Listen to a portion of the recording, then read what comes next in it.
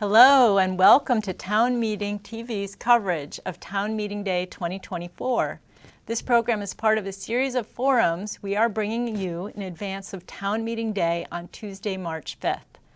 Town Meeting TV hosts forums with all candidates and covers the questions you will see on your ballot, introducing you to community decision makers and connecting you with issues that shape your local community. You can find all our forums at cctv.org/2024 or on our Town Meeting TV YouTube channel, where auto-generated captions are available. On tonight's program, we will hear from one candidate running for the Essex Selectboard. This is Tracy Delphia, an incumbent. Thank you for joining us. Thanks for having me. Yeah. We have prepared a list of questions for you. You will have 90 seconds to answer each question. And if you are tuning in live, we also welcome your questions at 802-862-3966. If you call in, we will do our best to prioritize your question, though we will screen calls to ensure questions are not repeated. We ask that you share your name and the town you live in.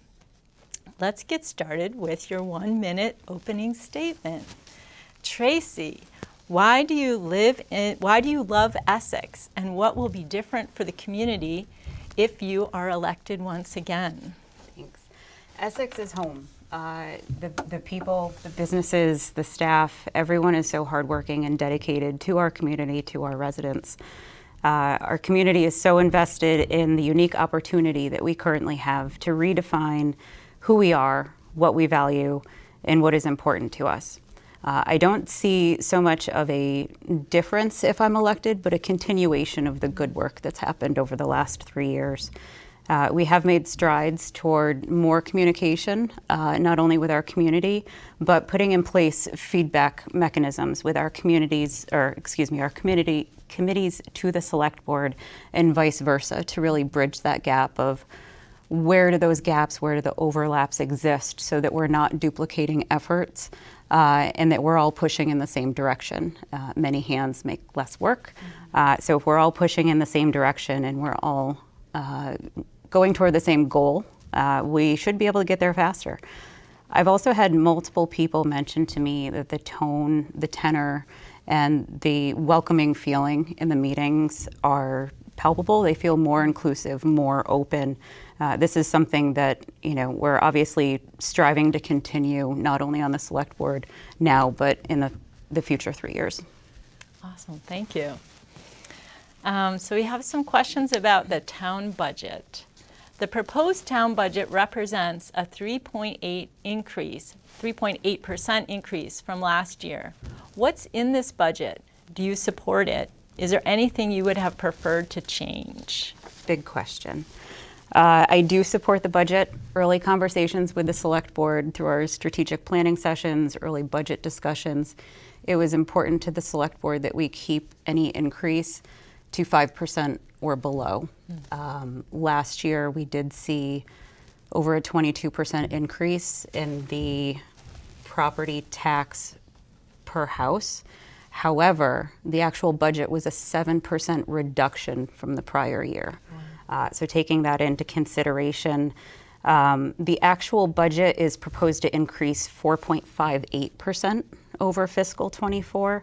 The municipal tax rate, however, is proposed to only increase 4.24% from FY24.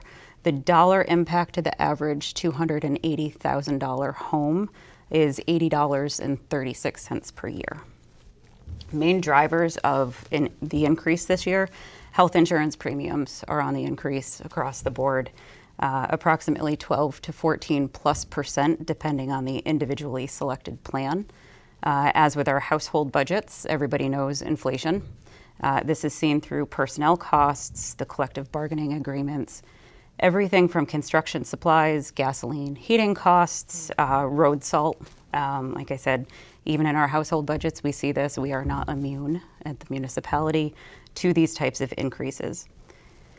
We do have some offsets to these increases based on contractual obligations that still exist with the City of Essex Junction. Namely, the police department budget is still shared based on that shared services agreement, and the assessing services are still shared, and those will continue to be shared throughout the reassessment. What I'd like to see changed, I'd like to change the narrative around being proactive in budgeting. And what I mean by that is our capital planning needs, equipment replacements. Capital planning is basically our savings account for planned expenses, ongoing expenses. And waiting until something is broken or absolutely needs to be replaced is penny wise and pound foolish. I'd like to see more of an approach like in our own household budget. If you're spending more on replacement or repair costs for your vehicle than it would cost for a new monthly payment, what we would do is just go and buy that new car and incur that new cost because it's less expensive in the long run. Thank you. So ballot items. Do you support the bond items and the ballot questions to include more information in the town's annual report?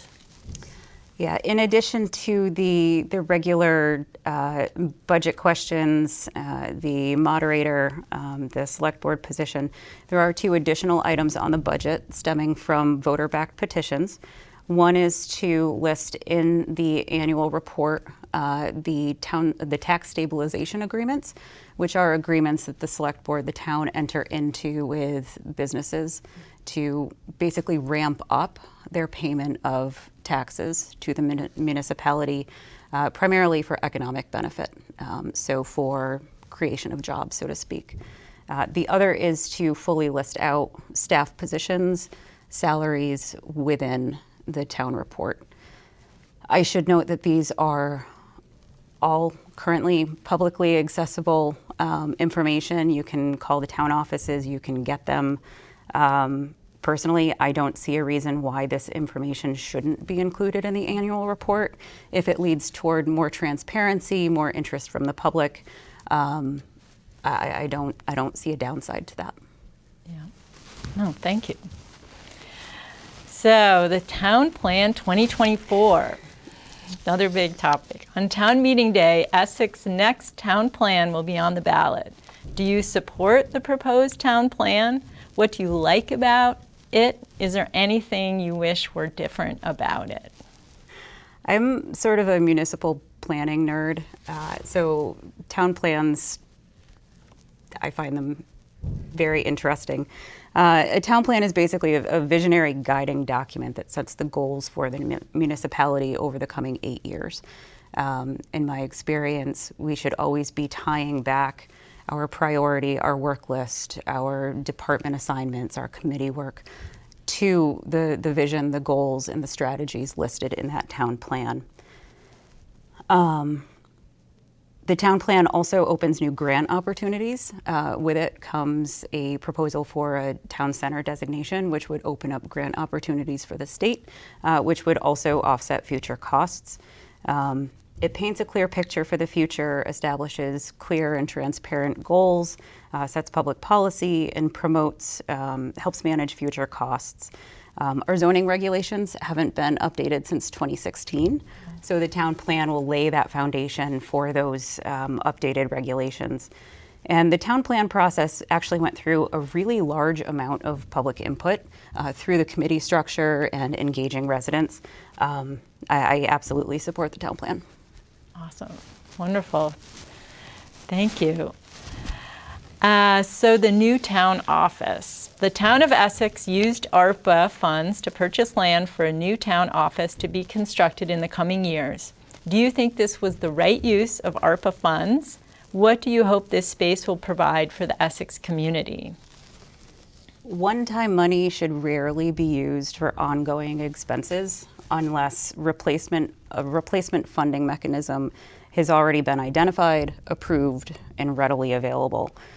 Too many times, free money, so to speak, there is no such thing, is used in the moment without a plan for the cliff that's eventually going to come when those funds end. So I do think that this was the right use for ARPA funds, one-time money, particularly following community outreach that identified community space as one of the appropriate uses for that funding. I'm very excited to see the start of public engagement around the details of what should be located there, in addition to, obviously moving our town offices there. Personally, it's more important what the community wants, but personally, I'd really like to see the inclusion of community gardens, farmers market space, consolidated meeting space, not only for our community, but staff, as well as ADA accessible walking paths for recreation, sustainable agriculture, renewable energy, such as solar to offset the costs of energy utilization on that site. And also tantamount, like very important to this, is a public-private partnership.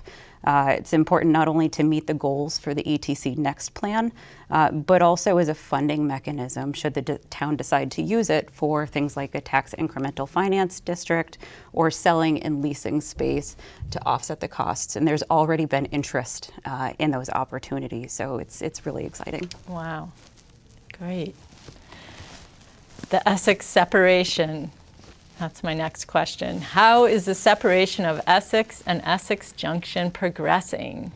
FY24 budget was our first sole budget as just the town without the city, the former village. The finance department is operating independently. They are no longer co-located. And as stated previously, there is still the shared policing agreement, as well as the assessor. We have been able to focus more on operational items as opposed to do we merge, do we separate. But the train is very much down the tracks. We are completely separated financially, absent those two agreements, but financially and from a municipal operating perspective. Wow, congratulations.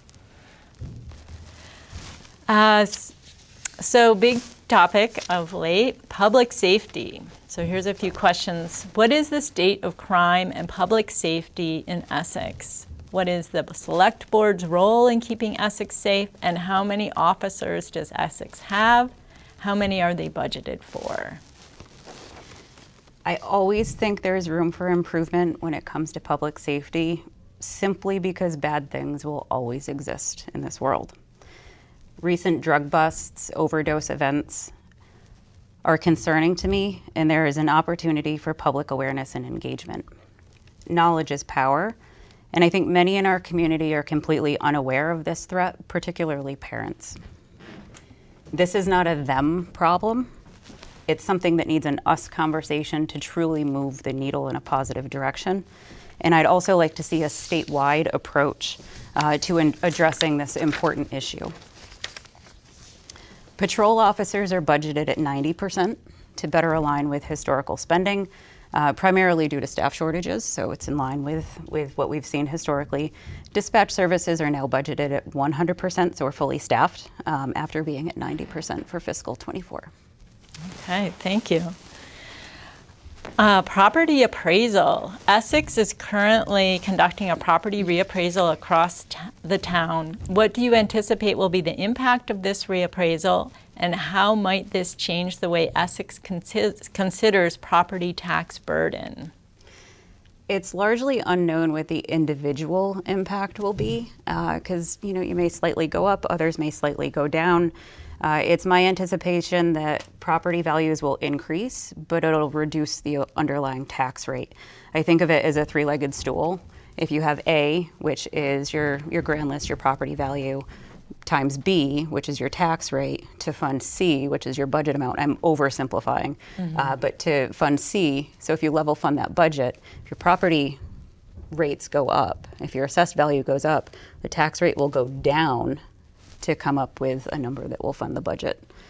So I don't anticipate any large changes in property tax bills for that reason. Great, thank you. Well, this has been really wonderful to ask you these questions, and I wanted to see if you would like to end with some thoughts about your love of Essex and just some ending statements for this time together. Sure. As I said before, Essex is obviously my home. I love living on a wooded property, but being able to be where I can shop, where I can recreate, where I can work, where I can meet with friends and members of the community within minutes of my front door. I've always believed in service above self throughout my entire life. My parents taught me that very important lesson in making changes for the betterment of our community. And I would like to just give a call out for our volunteers, our committee members, our dedicated staff members who truly are dedicated to the community and make it what it is. Oh, thank you. Thank you, Tracy. Thank you. Thank you for tuning in to Town Meeting TV's ongoing coverage of local candidates, local budgets, and ballot items. You can find this and many more forums at cctv.org/2024 or on our Town Meeting TV YouTube channel. And you can tune in to our live election results show after you cast your ballot on March 5th. Contact your local clerk to find out how to obtain a ballot and to register to vote. In Vermont, you can register to vote on Election Day. Thank you for watching and sharing Town Meeting TV.